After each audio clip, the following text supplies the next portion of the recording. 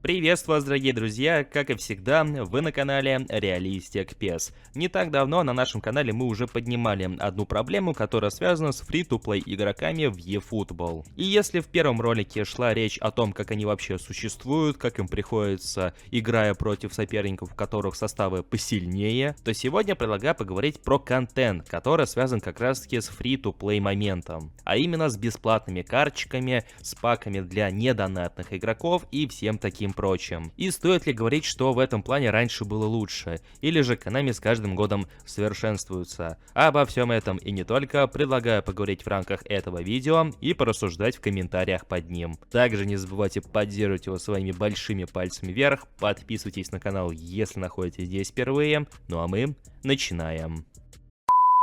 Если вы продолжаете играть в eFootball на консоли, то наверняка знаете, как бывает тяжело в лишний раз пополнить счет своего аккаунта, чтобы выкрутить желаемых игроков. Поэтому позвольте представить вам сервис KupiCode, где вы сможете пополнить свой аккаунт PSN быстро и, что самое главное, выгодно. Ведь данный сервис присутствует на рынке уже несколько лет, и за все это время через него пополняли различные сервисы и покупали игры более 20 миллионов раз. А посему, помимо пополнения, вы также сможете приобрести подписку на PlayStation Plus. Выбирайте именно то, что вам нужно, вводите мой промокод, который дает скидку в 2%, и выбирайте удобный способ оплаты. И если при использовании сервиса у вас возникнут какие-то вопросы или даже проблемы, то поддержка, которая работает 24/7, с радостью поможет вам в самые кратчайшие сроки. Пополнение, приобретение подписки и многое другое ожидает вас на KupiCode. Ссылка в описании и в закрепленном комментарии.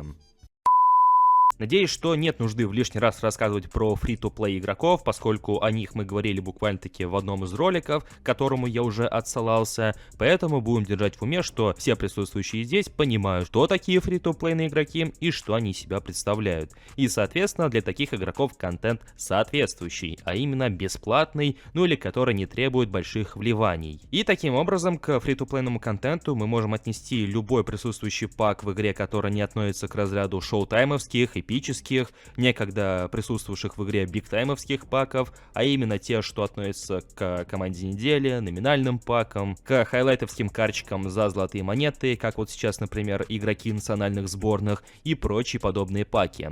Сюда же можно отнести, например, небольшие паки за золотые монеты, например, тот же Фернандо Торрес, который был доступен за 500 золотых монет, наверное, Робин Пирес, который был доступен за 777 золотых монет. Это, в принципе, по-своему донатный контент, поскольку там фигурируют золотые монеты, но с другой стороны, по сути, каждый игрок, который хоть сколько-то умеет копить, наверное, мог их себе позволить, чего в лишний раз не скажешь про некоторые шоу-таймовские и эпические паки. Ну и, соответственно, также к фри-то-плейному контенту относится бесплатная раздача карточек. Например, подарочные карточки Месси, или та же самая карточка Андреса Иньесты, ну и так далее. И думаю, что по деградации разнообразия фри-то-плейного контента со мной будет мало кто спорить, учитывая, сколько разнообразных тех же самых фри-то-плейных паков было в игре ранее. Те же самые паки клубной селекции,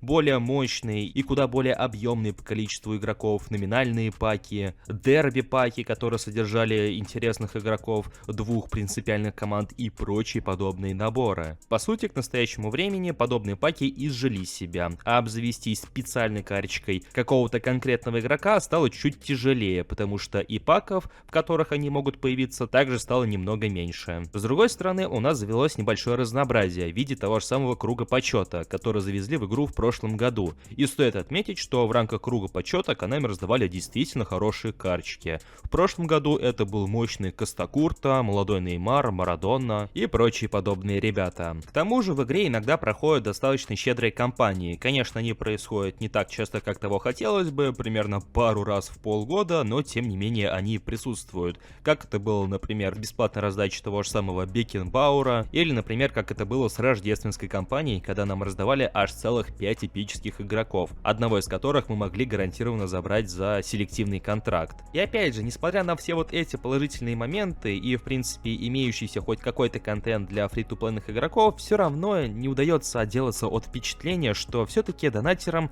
Konami уделяет намного больше внимания, учитывая, что каждую новую неделю мы, по сути, наблюдаем новый донатный пак, который на донатеров, опять же, и рассчитан, в то время как фри-то-плейные игроки продолжают жить от кампании с раздачей до кампании с той же самой раздачей. Маленькой ложкой в этой бочке дегтя может быть разве что какой-нибудь пак команды недели, который будет содержать действительно интересные карточки. Здесь уже зависит от реального футбола и от результатов реальных матчей, а не от воли Konami. А посему, после того, как мы обсудили все моменты фри-то-плейного контента в игре, мне хочется задать вам один простой вопрос. Считаете ли вы, что Konami делают достаточно контента для обоих категорий игроков, для донатеров и фри-то-плейщиков? С одной стороны, не сказать, что фри-то-плейщиков прям вообще обделяют, опять же, вспоминаем все эти кампании с бесплатными раздачами, в принципе, не самые плохие бесплатные карточки, но с другой стороны, это происходит как-то, очень редко, раз в полгода, и, опять же, как будто бы все внимание уделяется донатерам. Или вы считаете, что такое положение дела более чем достаточно, учитывая, что игра по сути своей бесплатная, и поиграть в нее может любой желающий? Точно так же, как и за небольшой промежуток времени, любой желающий может сколотить себе более-менее хороший играбельный состав. В общем-то, касаемо всего этого и не только, я буду ждать ваше мнение в комментариях под этим роликом. Также не забывайте поддерживать его своими большими пальцами вверх, подписывайтесь на наш канал, если вы находитесь здесь впервые, и про наши соцсети также